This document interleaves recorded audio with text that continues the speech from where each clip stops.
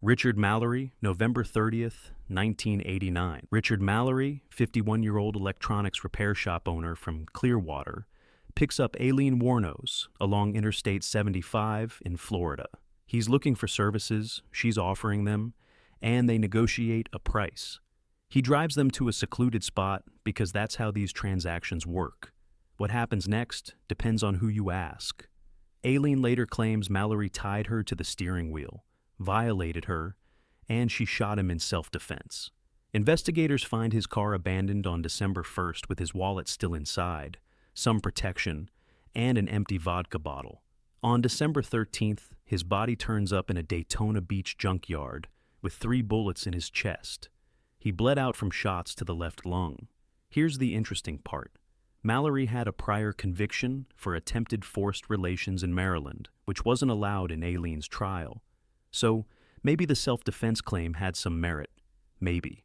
But Aileen takes his car, takes his belongings, pawns everything she can, and goes right back to working the highways. If this was truly about survival and self-defense, you'd think she'd stop here. She doesn't. David Spears, May 19th, 1990. David Spears, 43-year-old construction worker from Winter Garden, goes missing on May 19th.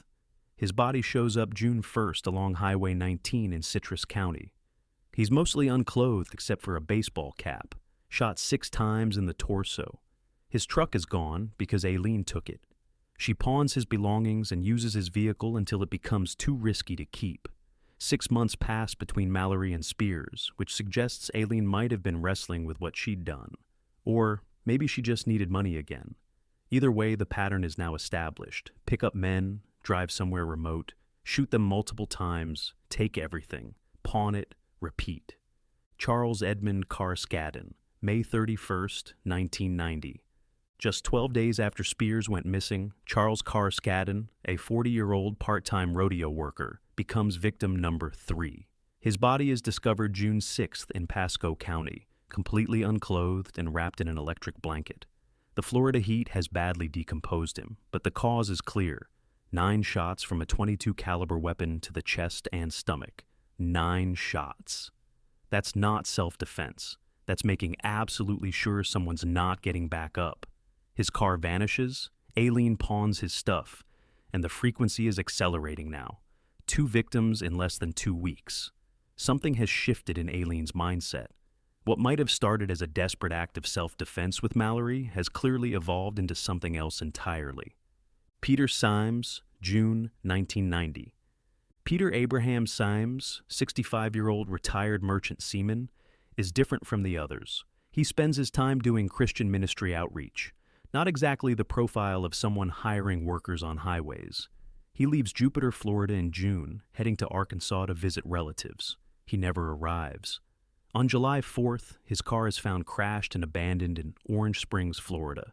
This is where things get really interesting, because witnesses see 2 women struggling out of the wrecked car, cursing at each other, throwing bottles into the bushes. One woman is so panicked she rips the license plate off with her bare hands. When fire department shows up asking if they'd been in an accident, one woman curses them out and denies everything. They disappear. Those witnesses provide descriptions that lead to composite sketches, and there's a handprint inside the car. This handprint eventually cracks the whole case wide open. Siems's body is never found, which makes you wonder what Aileen did differently this time. Maybe she dumped him in water, maybe somewhere so remote he'll never be discovered. But this crash and these witnesses are the beginning of the end for her.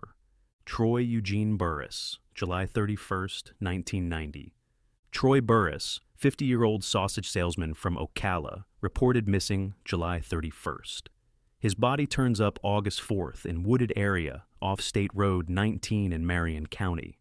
2 shots to the torso.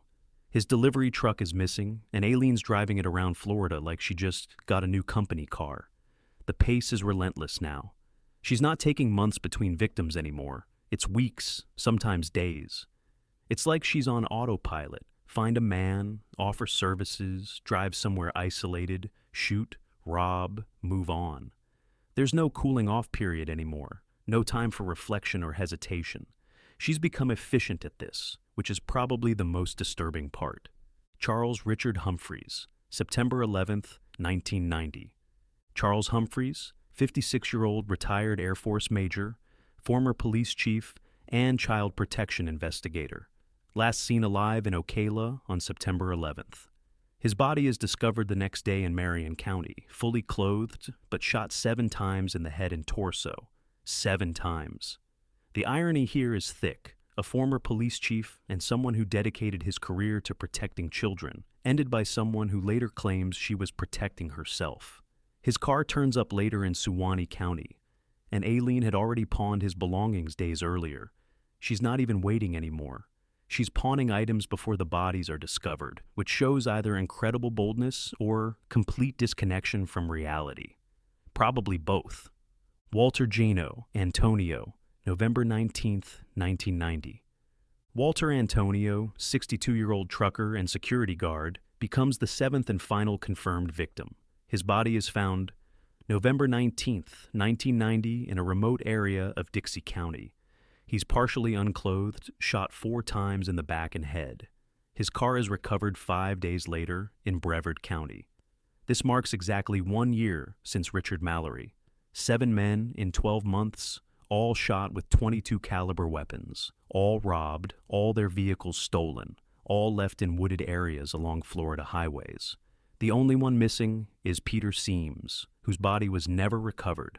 Law enforcement has been connecting dots for months now, and after that July car crash with the witnesses and the handprint, they know exactly who they're looking for. The investigation.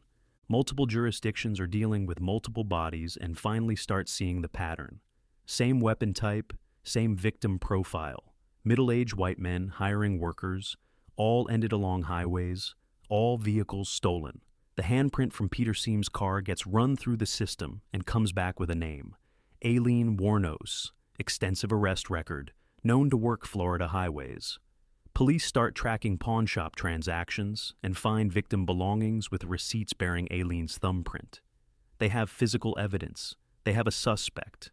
They just need a confession. So they bring in the one person Aileen actually cares about, Tyria Moore. Moore had left Aileen months earlier, moved to Pennsylvania, and was trying to distance herself from whatever was happening. When authorities approach her and explain what Aileen did, Moore gets scared and agrees to help. On January 16, 1991, Moore makes a recorded phone call to Aileen in jail, tells her police are closing in and looking at Moore too. Aileen panics because she doesn't want Tyria in trouble and says exactly what investigators need. "I'm not going to let you go to jail. I'll confess. I'll tell them it was all me. Game over. The trial's an execution. First trial in January 1992. For Richard Mallory. Aileen testifies it was self-defense. He tied her up, violated her. She feared for her life. Prosecutors show no signs of struggle on Aileen. Multiple gunshots, robbery, items pawned, car stolen. Jury says guilty. Judge says ending penalty. The fact that Mallory had a prior conviction for attempted forced relations wasn't allowed in trial, which later becomes grounds for appeals that go nowhere. Aileen doesn't fight the rest.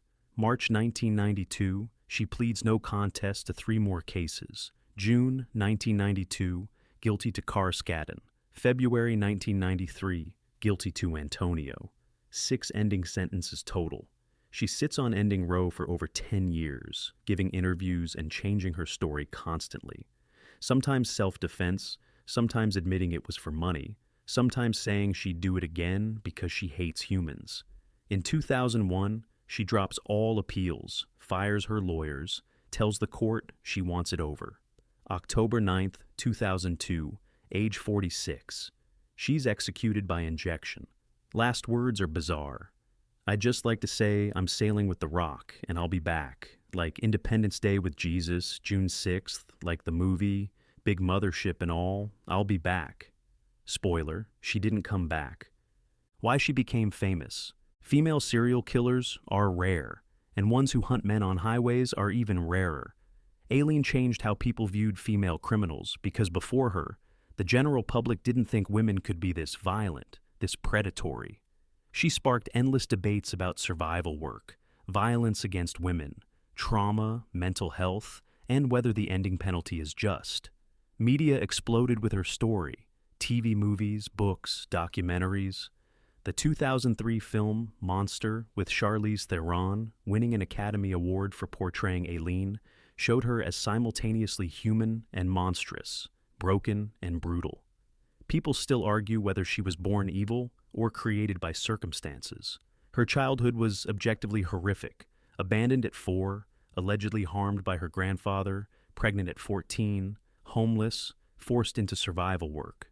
Some say she never had a chance. Others say plenty of people have terrible childhoods and don't end 7 people. Both things can be true. The self-defense claim for Mallory might have legitimacy given his record. But what about the other 6? She admitted those were for money, for vehicles, for survival. The pattern was too clear, too consistent, too calculated. 7 men with families, with lives, with futures, all ended because Aileen decided their belongings were worth more than their existence. Despite attempts to romanticize or explain her actions, the facts remain straightforward. 7 confirmed victims in 1 year, all middle-aged men, all shot multiple times, all robbed, all vehicles stolen. If this helped you understand the Aileen Wuornos case, hit that like button. Subscribe for more true crime explained simply. Thanks for watching.